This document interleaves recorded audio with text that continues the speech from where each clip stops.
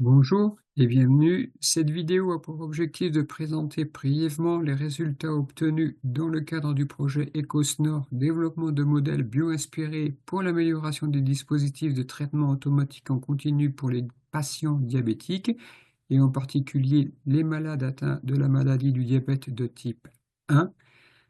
Ce projet est un projet franco-mexicain qui a été porté par moi-même, David Henry, professeur des universités à l'Université de Bordeaux, et par le docteur Alejandra Ferreira de Loza, chercheur au CONACYT Mexique. L'équipe mexicaine a abordé la problématique boucle fermée dans un contexte intraveineux pour une solution à destination des soins intensifs dans le milieu hospitalier, tandis que l'équipe française a abordé la problématique boucle fermée dans un contexte sous-cutané pour une nouvelle génération de pancréas artificiels plus autonomes, permettant d'améliorer le quotidien des patients diabétiques atteints de la maladie du type 1. L'approche proposée par l'équipe mexicaine a été développé dans un contexte intraveineux avec mesure de la glycémie par capteur artériel pour une nouvelle génération d'algorithmes d'insulinothérapie pour les soins intensifs en substitution de la surveillance du personnel soignant. L'étude a été restreinte dans le cadre du projet à des patients dont l'âge est compris entre 22 et 56 ans et dont le poids est compris entre 46 et 98 kg. Les éléments clés de l'approche proposée est qu'elle ne nécessite pas d'estimer la quantité de glucides contenus dans le repas, ni d'annoncer le repas, ou plus exactement de nutrition entérale dans le cas des soins intensifs. L'approche ne nécessite pas non plus la calibration de l'algorithme de contrôle en fonction des caractéristiques physiologiques du patient. La loi de commande développée par l'équipe mexicaine obéit à la théorie des modes glissants, dont vous avez ici l'expression mathématique. L'élément clé est que les paramètres de cette loi de commande sont donnés par le modèle de Bergman qui traduit les dynamiques liées aux organes mis en jeu dans la fonction glycémique chez l'homme. Cette loi de commande a été implantée dans un simulateur métabolique in silico qui s'appelle UVA Padova. Ce simulateur est approuvé par la Fédération américaine de diabète pour tester les nouvelles stratégies de contrôle glycémique en substitution aux essais précliniques chez l'animal.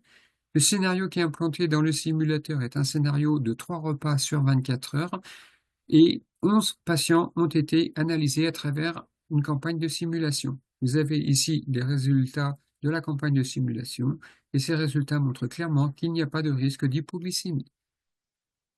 L'approche proposée par l'équipe française l'a été dans un contexte sous-cutané avec mesure de glycémie sous-cutanée par CGM et injection d'insuline par pompe à insuline pour une nouvelle génération de pancréas artificiels plus autonomes.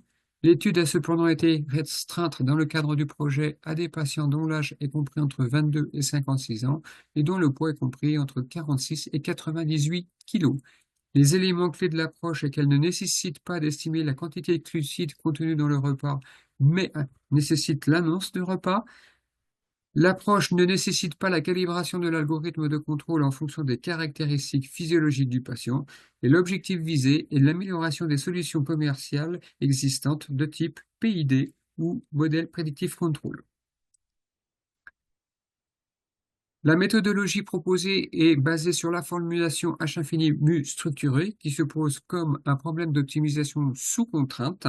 Et l'élément clé est que le modèle qui sert à faire la loi de commande est basé sur la cinétique de la distribution du glucose dans le corps humain des fonctions hépatiques, intestinales, rénales et musculaires. Ce modèle permet de couvrir la variabilité inter- et intra-patient. La loi de commande a été testée dans les simulateurs métaboliques UVA Padova.